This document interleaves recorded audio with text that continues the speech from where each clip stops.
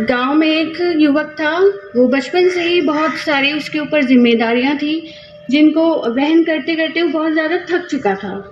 तो उसने जीवन में हार मान ली थी और वो सोच रहा था कि अब मैं क्या करूं, मुझसे ये जिम्मेदारियां अब नहीं संभल रही हैं, मैं जाकर अपनी जान दे देता हूं।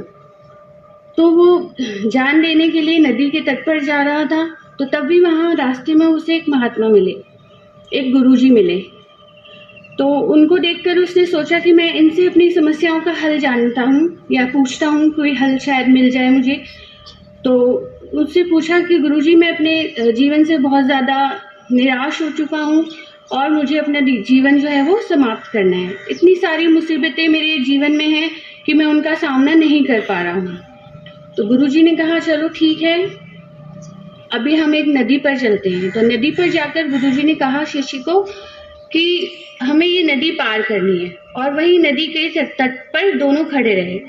तो जब उसने युवक ने देखा कि जब हमें ये नदी पार करनी है तो गुरुजी यहाँ तट पर क्यों खड़े हुए हैं, तब उसने पूछा कि हमें नदी पार करनी है तो हमें तो इसको आगे जाके तैर कर पार करनी होगी, हम यहाँ तट पर ही क्यों खड़े हैं।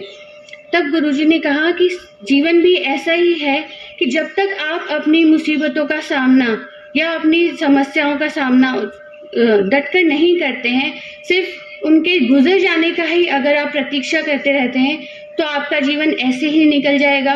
एक मुसीबत टलेगी तो दूसरी मुसीबत आ जाएगी।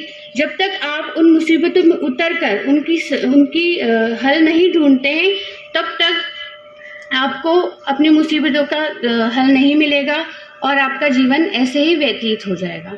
तब जाकर शिष्य को या युवक को ये बात समझ में आई कि जो भी आपके जीवन में जो भी परिस्थितियां हैं या फिर जो भी समस्याएं हैं, उनका डटकर सामना करना चाहिए और सोच समझकर उसका हल निकालने का प्रयत्न करना चाहिए। धन्यवाद।